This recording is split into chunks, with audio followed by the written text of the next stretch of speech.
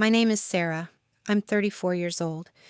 8 months ago, I walked into a hospital room expecting to meet my daughter for the first time, and instead I walked into a nightmare that I'm still trying to wake up from. My husband Daniel sat in the corner of that delivery room, his face completely blank, while the doctors worked on our baby girl who had stopped moving inside me somewhere between our house and the hospital. What I didn't know, what I wouldn't find out until 3 weeks later when a nurse pulled me aside in the hallway, was that my daughter had been alive when I arrived at that hospital. She had a heartbeat. She could have been saved. And my husband had waited 4 hours to call 911 while I begged him, while I screamed, while I told him something was wrong. 4 hours, 240 minutes, 14,400 seconds that I will never, ever get back. Seconds that my daughter will never get to live. I'm telling you this story today because I spent the last 8 months in a fog of grief so thick I couldn't see my own hand in front of my face. I blamed myself. I blamed my body. I blamed God. I blamed everything and everyone except the person who was actually responsible. And when the truth finally came out, when I finally understood what really happened that night, I realized that the man I had loved for 7 years, the man I had built a life with, the man I had trusted with my child, had made a choice, a deliberate, conscious choice. And that choice killed my baby. Before I tell you what happened, please take a moment to like and subscribe, but only if this story resonates with you. Let me know in the comments where you're watching from and what time it is there. I need to know I'm not alone in this, because for 8 months, I felt completely and utterly alone. Let me take you back to where it all began. I met Daniel Mitchell at a coffee shop in Portland, Oregon on March 15th, 2017. I remember the date because it was the Ides of March, and my best friend Cora had joked that morning about watching out for betrayal. I had laughed. I had actually laughed. If only I had known. I was 26 years old, fresh out of graduate school with a master's degree in public health, working my first real job at a nonprofit that focused on maternal and infant care. The irony of that isn't lost on me now. I spent my days advocating for better prenatal care, better emergency response times, better outcomes for mothers and babies. And 7 years later, I would become the statistic that kept me up at night. Daniel was 30 at the time, an IT project manager at a tech company downtown. He was tall, 6'2", with dark hair that curled at the ends, and these deep brown eyes that crinkled when he smiled. He was charming in that quiet, understated way that felt safe. He wasn't flashy or overwhelming. He made me feel like the most interesting person in the room, like everything I said mattered. Our first date was dinner at a little Italian place on Hawthorne Street. We talked for 4 hours. He told me about growing up in Sacramento, about his mother who had raised him alone after his father left when he was 6, about his dreams of starting his own consulting firm someday. He asked about my work, about my family, about what I wanted from life. He listened, really listened, or at least that's what I thought. 3 months into dating, I started noticing little things, small things that I told myself didn't mean anything.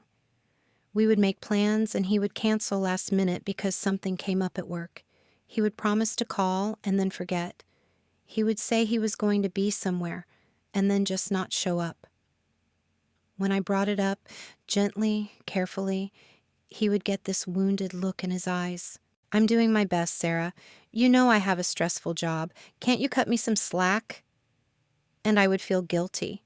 I would apologize. I would tell myself I was being too demanding, too needy, too much. That was the first pattern I missed, the way he could make any failure on his part somehow become my fault. The first real red flag came in November of that year, about 8 months after we started dating. It was Thanksgiving, and I had planned this whole dinner at my apartment. My parents were flying in from Tucson, and I was so excited for them to meet Daniel. I had been cooking for 2 days. The turkey, my grandmother's stuffing recipe, homemade cranberry sauce. The apartment smelled like sage and butter and home. Daniel was supposed to arrive at 1 o'clock to help me set up before my parents got there at 3. 1 o'clock came and went, then 2, then 2:30. I called him 7 times. No answer. I texted. Nothing.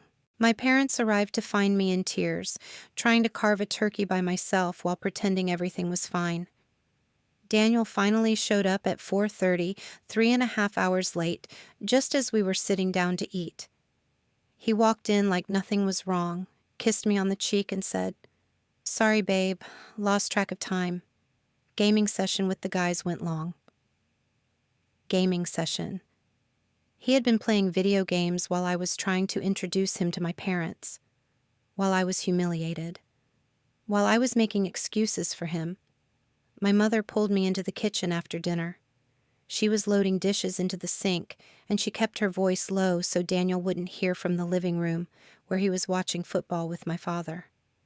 "Sarah, sweetheart, I need to ask you something, and I want you to really think about your answer." I remember the way the water ran over her hands, the steam rising up between us. "Is he always like this? Late? Dismissive?" I told her no, of course not. This was just a bad day. He was stressed. Work was crazy. He was usually so attentive, so caring. She just looked at me with those worried eyes and said, "Okay, just pay attention, sweetheart, to patterns." I didn't pay attention. I married him 2 years later. The wedding was beautiful. June 23rd, 2019, at this gorgeous vineyard in wine country. 200 guests, a string quartet, roses everywhere. My dress had been my grandmother's, altered to fit me, with delicate lace sleeves and a train that swept behind me like a whisper. I remember standing at the altar, looking into Daniel's eyes, thinking I was the luckiest woman alive.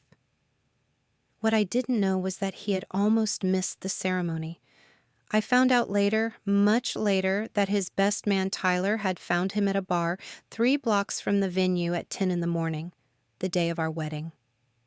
Daniel was drinking whiskey and playing pool, completely unconcerned about the fact that he was supposed to be getting ready. Tyler had to physically drag him back to the hotel to shower and dress. Tyler never told me. The other groomsmen never told me. Everyone just smiled and pretended everything was fine while I walked down that aisle toward a man who had spent the morning of our wedding getting drunk instead of preparing to commit his life to me. But I wouldn't learn that until years later, until after everything fell apart. The first 2 years of marriage were what I now recognize as the calm before the storm. Daniel was attentive enough, present enough, to keep me from seeing the truth. We bought a little house in southeast Portland, a 1940s bungalow with a big backyard and a kitchen with original tile. I poured everything into making it a home. I planted a garden. I painted the walls. I imagined children running through those rooms. Daniel worked late most nights. He was climbing the corporate ladder, he said, building a future for us. I believed him because I wanted to believe him, because the alternative was too painful to consider. The cracks started showing in early 2021. I was 30 years old, and my biological clock was ticking louder every day. I wanted children desperately. I had always wanted to be a mother. It was written into the core of who I was. Daniel kept putting it off. Next year, when I get that promotion. Let's wait until we've saved more. I'm not ready yet. Can't you be patient? Every time I brought it up, he made me feel like I was pressuring him, like I was being unreasonable, like wanting to start a family with my husband was somehow a character flaw. Then, in March of 2022, I got pregnant. It wasn't planned. My birth control had failed. When I saw those 2 pink lines on the test, I felt a rush of joy so intense it took my breath away. Finally. Finally, I was going to be a mother. I told Daniel that night over dinner. I had made his favorite meal, chicken parmesan with homemade pasta. I had bought a little onesie that said Daddy's favorite and wrapped it in a box with a blue ribbon. I was so excited I could barely contain myself. He opened the box. He looked at the onesie. And then he looked at me with an expression I will never forget. It wasn't joy, it wasn't surprise, it was annoyance. Pure, undisguised annoyance. "Are you kidding me, Sarah?" That was the first thing he said. Not congratulations, not I love you, not we're going to be parents. "Are you kidding me?" He pushed back from the table and stood up, running his hands through his hair, like I had just told him I'd crashed the car. Not that I was carrying his child. "I told you I wasn't ready. I told you we should wait. How could you be so careless?" I tried to explain that it was an accident, that birth control isn't perfect, that I hadn't planned this. But he wasn't listening. He grabbed his jacket and walked out the door. He didn't come home until 3 in the morning. I know because I sat up waiting for him crying, my hand on my belly, wondering what I had done wrong. When he finally came back, he smelled like whiskey and cigarettes. He sat down on the edge of the bed and didn't look at me. "Fine. We'll have it. But this is your thing, Sarah. You wanted this. You can handle it. Your thing." Like our baby was a hobby I had picked up, like our child was an imposition on his carefully planned life. I told myself it was just shock. I told myself he would come around. I told myself that once he saw the ultrasound, once he heard the heartbeat, once he felt the baby kick, he would fall in love. He didn't come to a single ultrasound appointment. Not one. In 32 weeks of pregnancy, Daniel did not set foot in a doctor's office. He always had an excuse: work meetings, conflicts, things that couldn't be moved. And every time, I made excuses for him. I made excuses to my doctors. I made excuses to my mother, who called every week to ask if Daniel was stepping up. "He's just stressed," I would say. "The pregnancy is hard for him, too." My mother would go quiet on the other end of the line, and then she would say, "Sarah, listen to yourself. Listen to what you're saying." But I didn't listen. I couldn't. Because if I listened, if I really heard what she was trying to tell me, I would have to face the truth about the man I had married, and I wasn't ready for that. I wasn't ready to admit that I had made the biggest mistake of my life. The pregnancy was difficult. I had hyperemesis gravidarum for the first 20 weeks. That's severe nausea and vomiting, way beyond normal morning sickness. I lost 15 pounds. I was hospitalized twice for dehydration. I could barely keep water down, let alone food. Daniel brought me flowers once in 20 weeks of illness. He left them on the nightstand with a note that said, "Feel better. Gotta work dinner tonight. Don't wait up." I cried into those flowers until the petals wilted. When the nausea finally subsided, I thought the worst was behind me. I started to feel the baby move. Little flutters at first, like butterfly wings, and then stronger kicks that took my breath away. I would lie in bed at night with my hands on my belly, talking to my daughter, telling her about the world she was coming into, telling her how much I already loved her. I had decided on a name by then. Lily Rose Mitchell, after my grandmother Lillian, who had passed away the year before. I imagined introducing her to people, imagined teaching her to walk, imagined her first day of school. I had her whole life planned out in my head. Daniel didn't want to discuss names. He didn't want to discuss the nursery. He didn't want to discuss anything. Every conversation about the baby was met with sighs and eye rolls and comments about how he was too tired for this. I set up the nursery myself. I painted the walls a soft lavender, bought a white crib from a little shop downtown, hung curtains that my mother had sewn by hand. I folded tiny onesies and organized them by size in the dresser. I put a rocking chair by the window where I could sit and nurse her while watching the sun rise over the mountains. Daniel never once set foot in that room. He walked past the open door 100 times, and he never once stepped inside to see what I had created for our daughter. Okay, I need to pause here for a second. I'm curious about something. Have any of you ever been in a relationship where you were the only one putting in effort? Where you were planning and preparing and doing everything while your partner just checked out? Type your answer in the comments. And if this story is hitting close to home, please hit that like button so more people can find it. Because I know I'm not the only one who has felt invisible in her own marriage. The night it happened was October 14th, 2022. I was 32 weeks pregnant, 8 weeks from my due date. Lily was active, kicking and squirming like she always did in the evenings. I made dinner, some kind of stir fry that I don't really remember, and Daniel sat at the table scrolling through his phone while I ate alone. At around 8 o'clock, I noticed that Lily had stopped moving. She was usually so active after dinner, responding to the food, the change in position, the sound of my voice.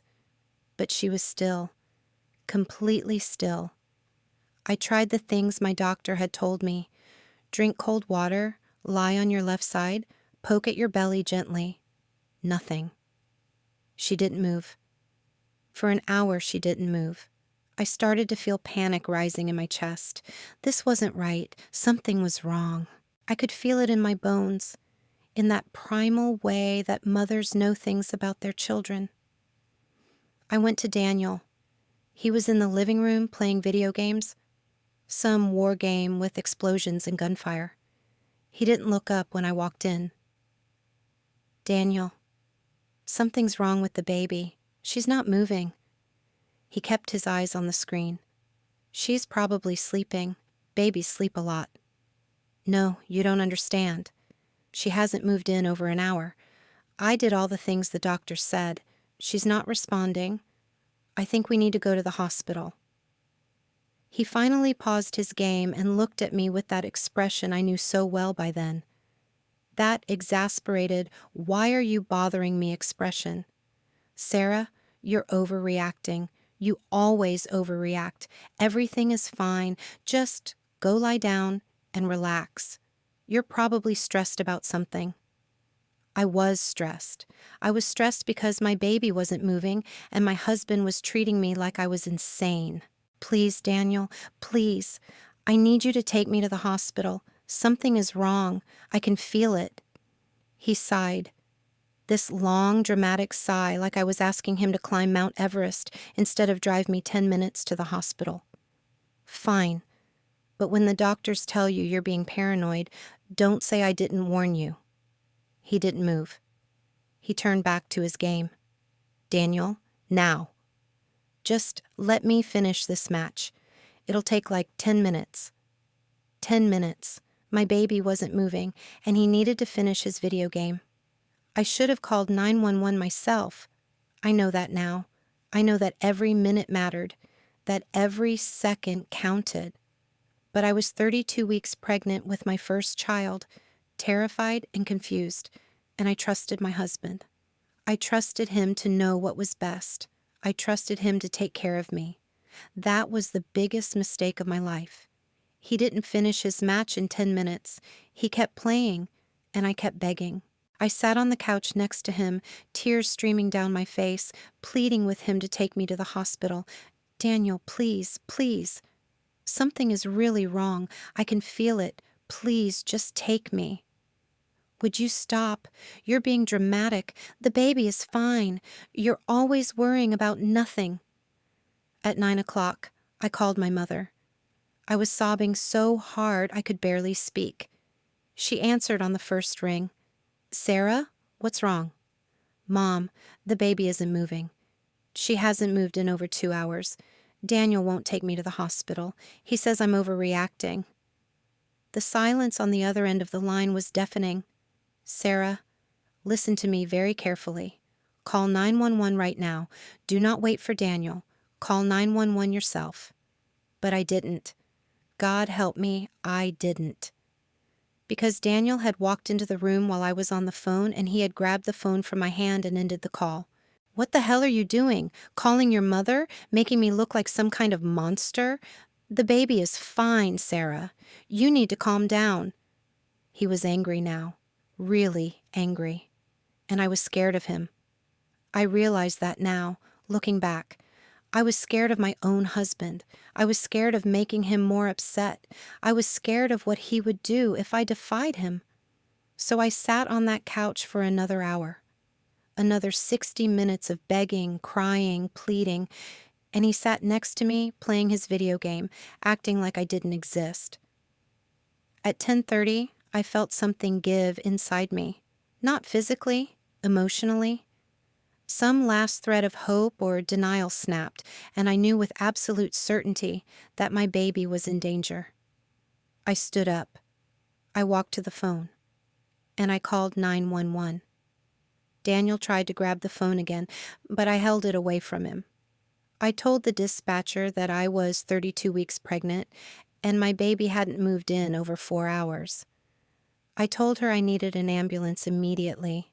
Ma'am, help is on the way. Stay on the line with me. Can you tell me your address? I gave her the address. Daniel stood in the corner of the room, arms crossed, shaking his head. You're going to feel so stupid when they tell you everything is fine. The ambulance arrived at 10:47 p.m. I remember looking at the clock.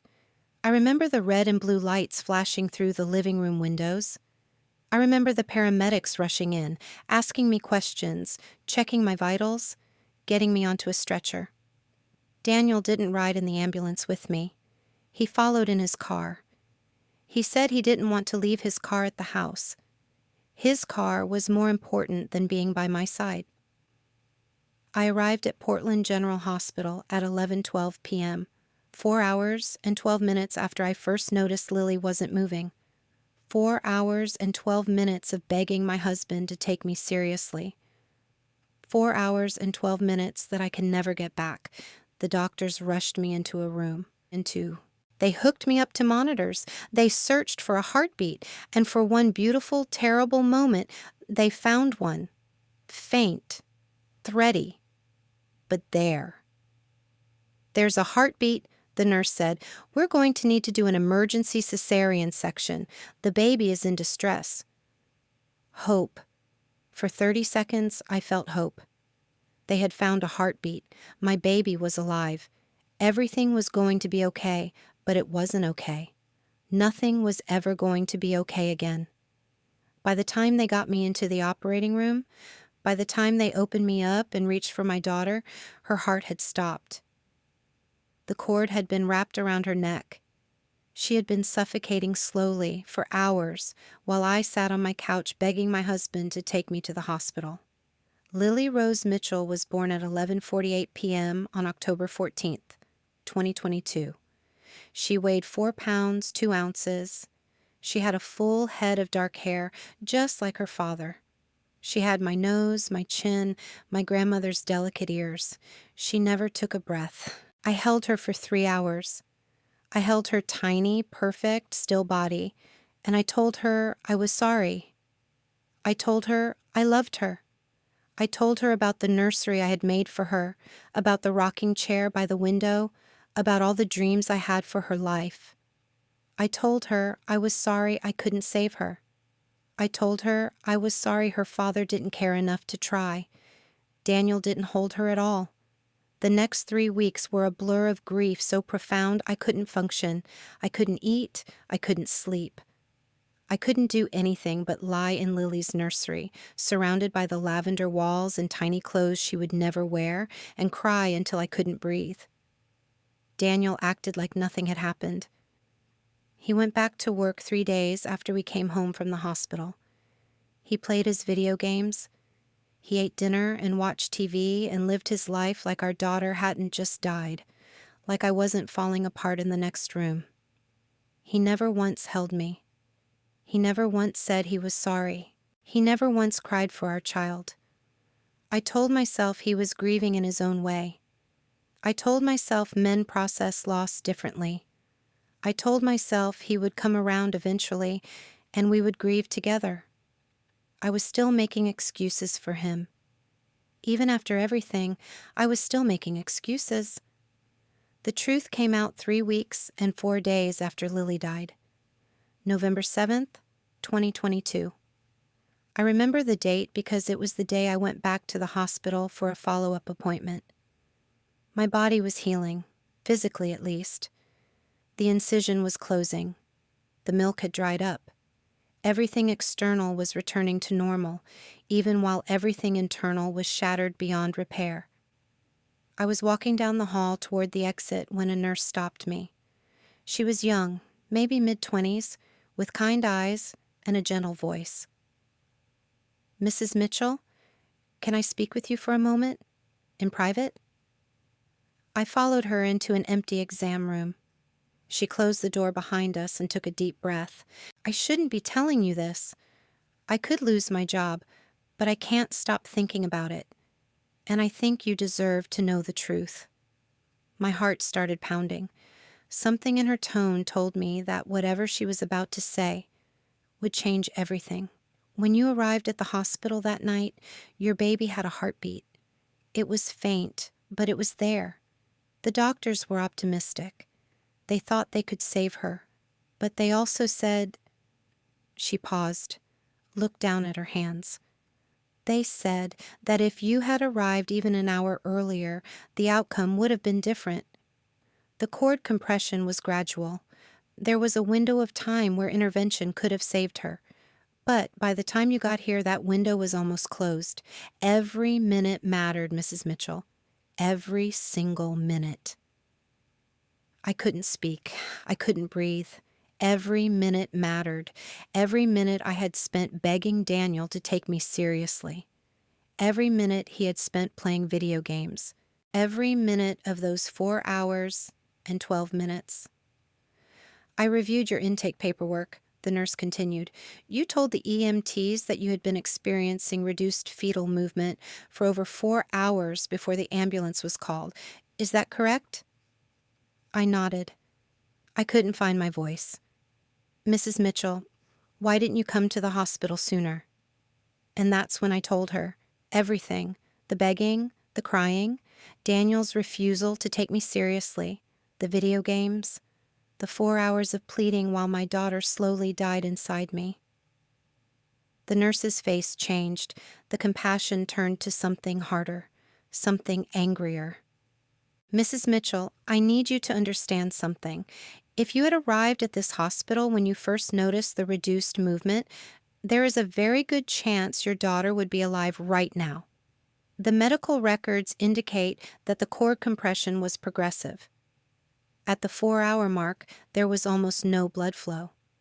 But at the 1-hour mark, at the 2-hour mark, even at the 3-hour mark, there was still a chance. Your husband's delay in seeking medical attention directly contributed to your daughter's death." I vomited. Right there in the exam room, I bent over and vomited on the floor. The nurse helped me clean up. She held my hand while I sobbed. She gave me tissues and water and told me to take as much time as I needed, and then she said something that I will carry with me for the rest of my life. "I'm not a lawyer, Mrs. Mitchell. I'm not even supposed to be talking to you about this. But what your husband did, that's not just negligence. That's something worse. You need to talk to someone, a lawyer, a therapist, someone who can help you understand what happened and what your options are." I drove home in a daze. I don't remember the drive. I don't remember parking the car. I don't remember walking through the front door. All I remember is standing in the living room, looking at Daniel sitting on the couch playing video games, and feeling something shift inside me. The grief was still there. It would always be there. But something else was there too now.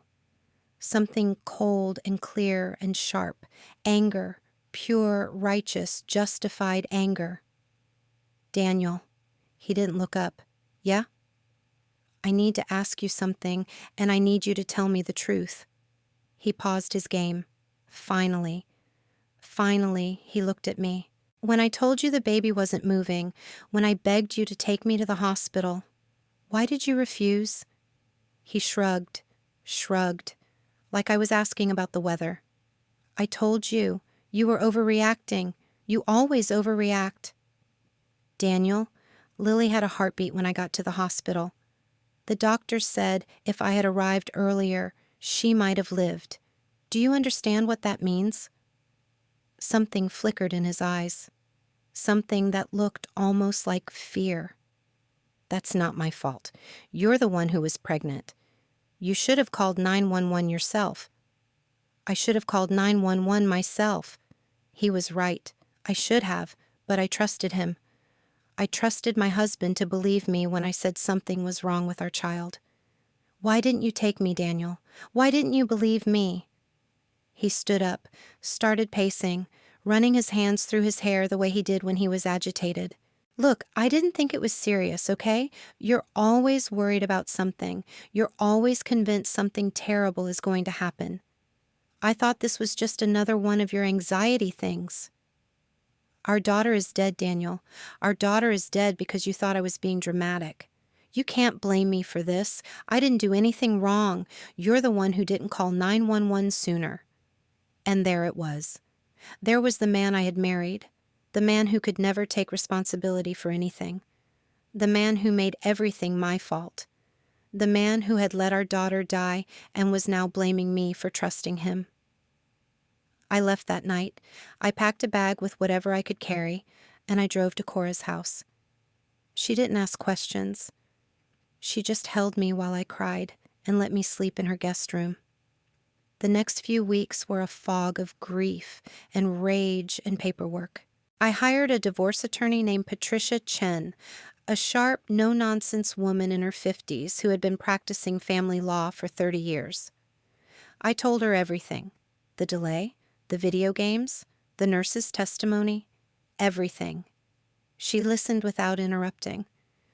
When I finished, she was quiet for a long moment. Sarah, what happened to your daughter is a tragedy, and I want you to understand that you are not responsible for what your husband did. You begged for help. You did everything you could in that moment. The responsibility for that delay lies with him. I broke down. For the first time since I left, I allowed myself to really feel the weight of what she was saying. Someone believed me. Someone was telling me it wasn't my fault. There are a few things we need to discuss. First, the divorce. Given the circumstances, I expect this to be relatively straightforward. You'll be entitled to half of all marital assets, and given the emotional distress you've suffered, we may be able to make a case for additional damages. I don't care about the money. I understand. But I want you to have options. Second, and this is more complicated, you may have grounds for a civil case against your husband for wrongful death. It's a difficult case to make, and it would be emotionally devastating. But if you want to hold him accountable for what he did, it's possible. I thought about it. I thought about standing in a courtroom and reliving that night over and over again. I thought about Daniel's lawyers trying to twist my words, trying to make me look hysterical, trying to blame me for my daughter's death. And then I thought about Lily, about her tiny, perfect face, about the life she never got to live. I want to file the case. The next 3 months were hell. There's no other word for it. I was navigating a divorce and a lawsuit simultaneously, while also trying to grieve my daughter and rebuild some semblance of a life. Daniel contested the divorce. Of course he did.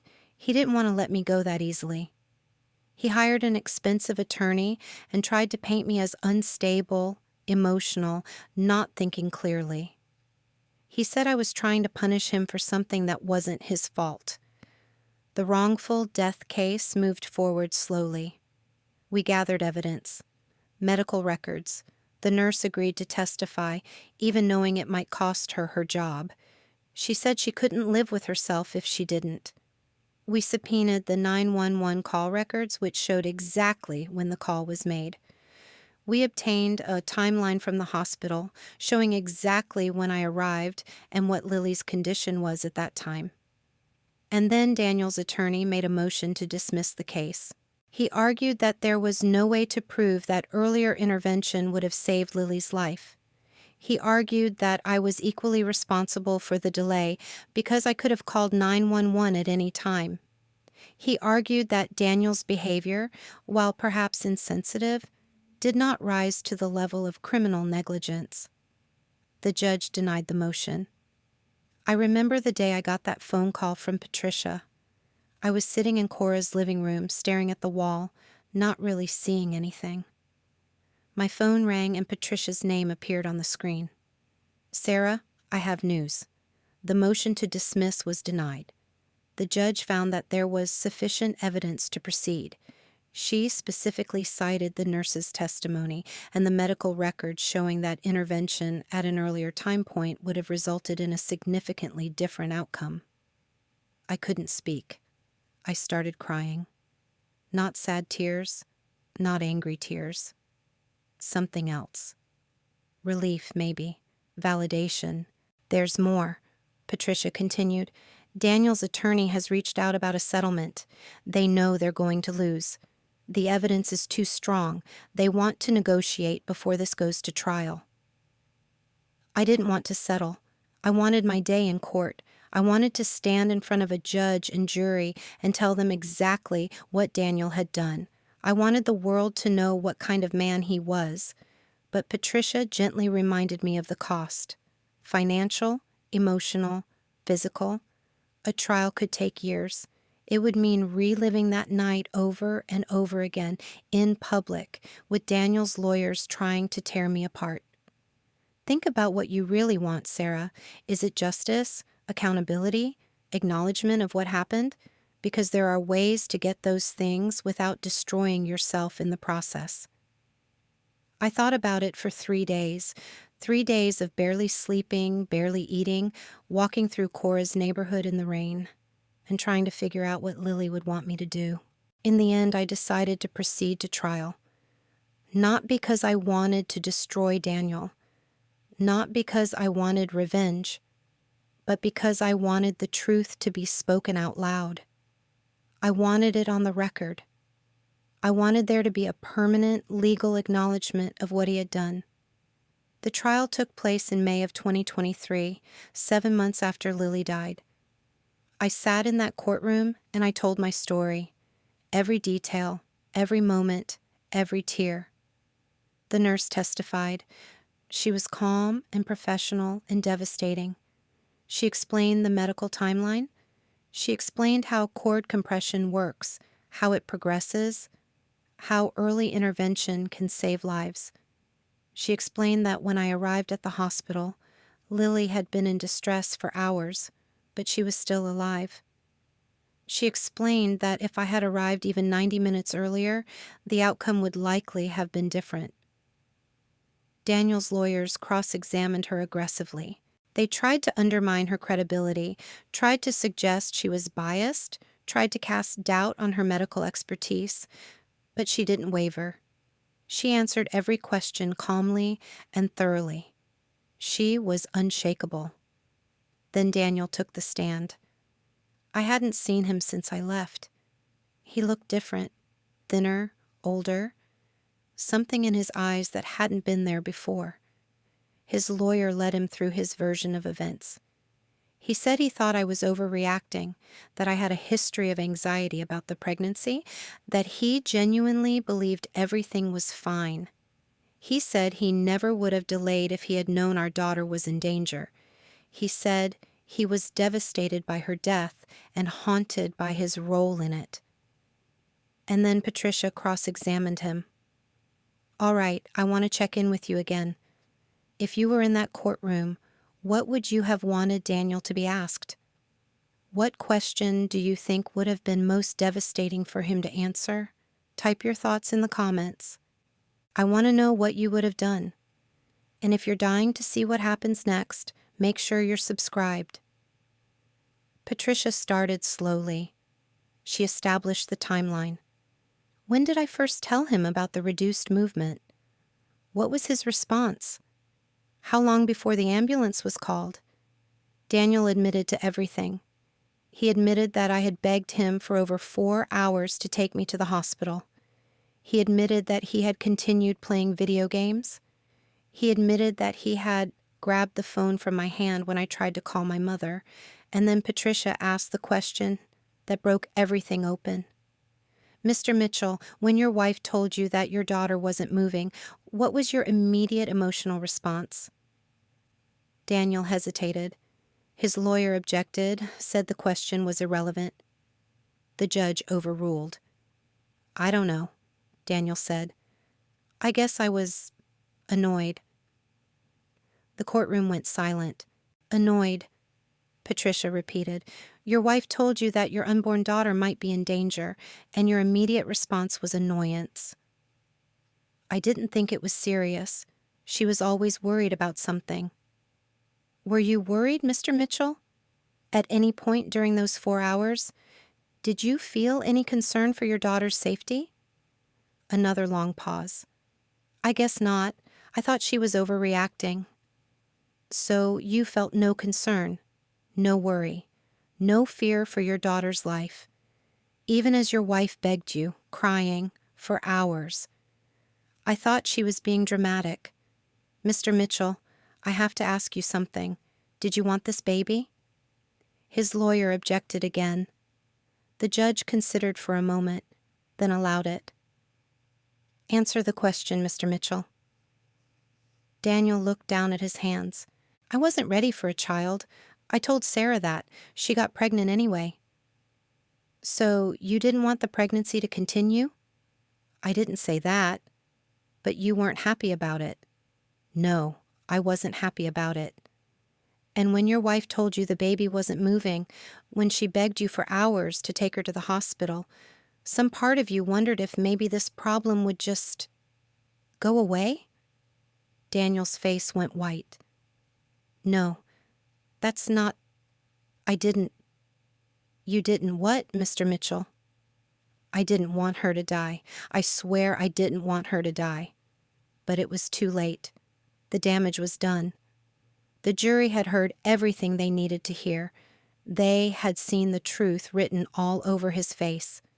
The jury deliberated for 4 hours. They found Daniel liable for negligence resulting in wrongful death. They awarded me damages of $2.3 million, which his attorney immediately said they would appeal. I didn't care about the money. I never cared about the money. What I cared about was the verdict, the acknowledgement, the official legal statement that what Daniel did was wrong, that his indifference, his negligence, his 4 hours of video games while our daughter died was not acceptable, was not normal, was not something that could be explained away or excused. Lily's death was recorded as a preventable tragedy directly caused by her father's failure to act. The aftermath of the trial was complicated. Daniel's family, who I had never been close to, cut me off completely. His mother sent me a letter calling me a monster for destroying her son's life. His sister left a voicemail saying she hoped I rotted in hell. My own family rallied around me. My parents flew up from Tucson and stayed for a month. My mother slept in the bed next to me when the nightmares came. My father cooked meals and made sure I ate, even when I had no appetite. Cora was there every day, checking on me, making me laugh when I thought I would never laugh again. The divorce was finalized in August of 2023. I got the house, which I sold immediately. I couldn't stay there. I couldn't walk past the nursery door without breaking down. I took the money from the sale and used it to start over somewhere new. I moved to Seattle, a fresh start in a city where no one knew my story. I got a small apartment with big windows that looked out over the water. I found a therapist who specialized in grief and trauma. I started going to support groups for parents who had lost children, and slowly, painfully, I started to heal. The healing wasn't linear. There were days when I couldn't get out of bed.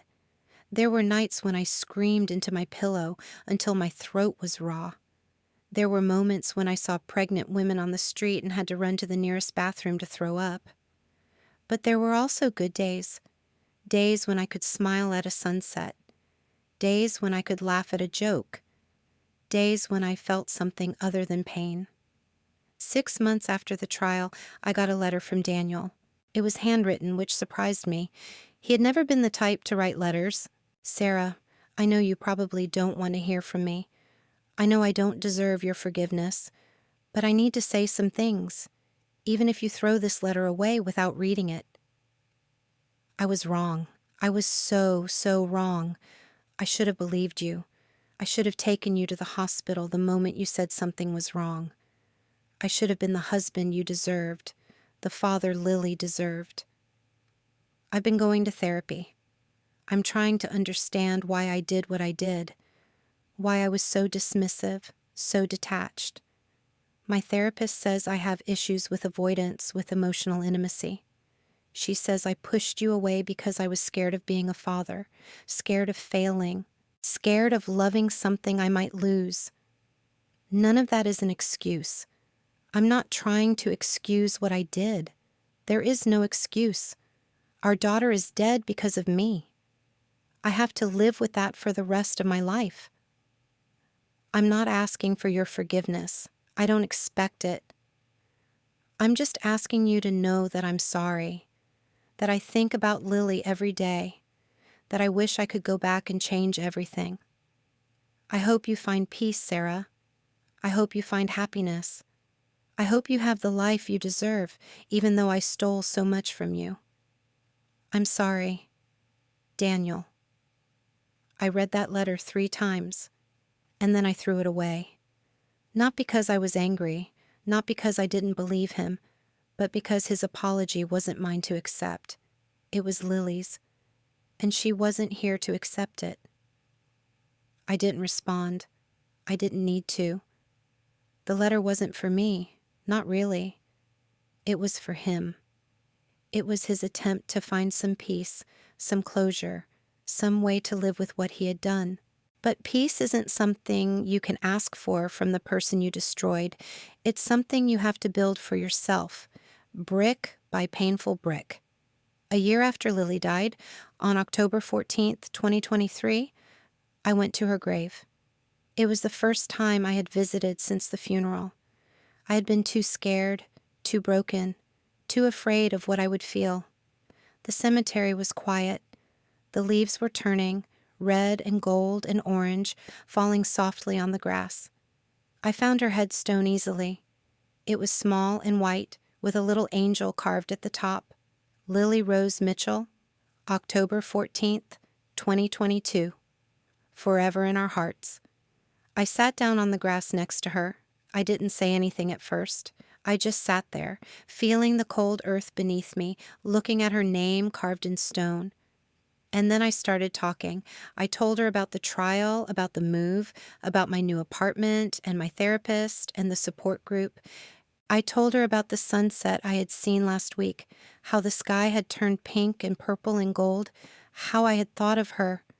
I told her I was sorry for not protecting her, for not calling 911 sooner, for trusting her father when every instinct in my body was screaming that something was wrong. And then I told her that I was going to be okay, that I was learning to live again, that I was going to carry her with me for the rest of my life, not as a weight, but as a gift, that she had changed me, made me stronger, made me braver, made me who I was supposed to become.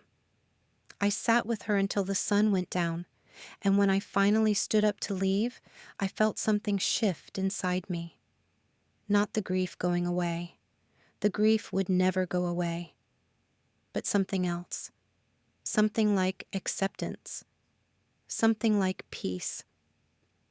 It's been 8 months since that day, 8 months since I sat at my daughter's grave and told her I was going to be okay. And I am okay.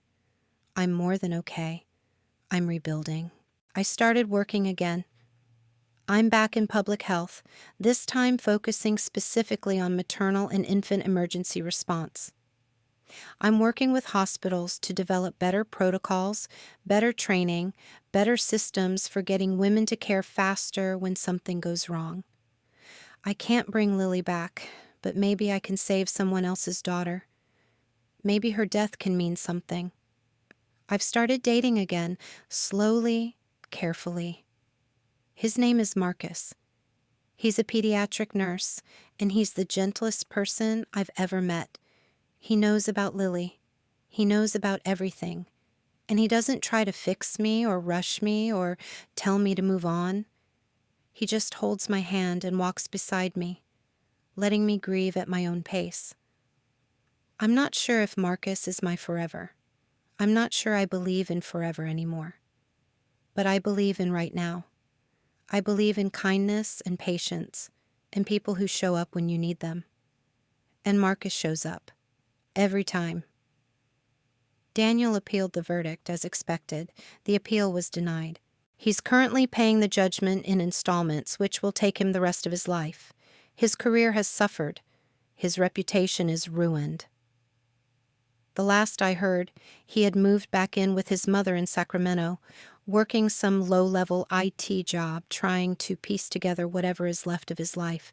I don't feel satisfaction about that. I thought I would, but I don't.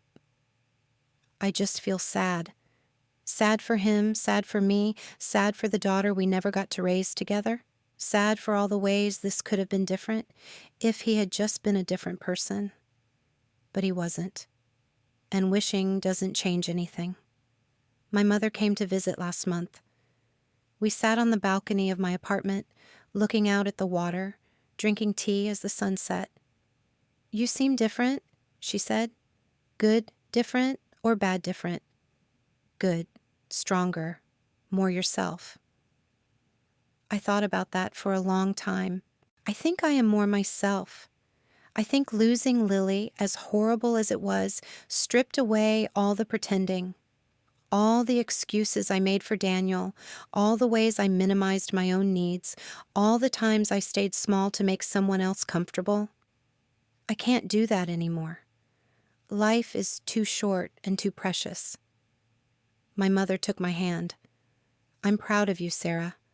I know it doesn't feel like it most days, but you survived the worst thing a mother can survive. And you're still here, still fighting, still trying to make something beautiful out of something terrible."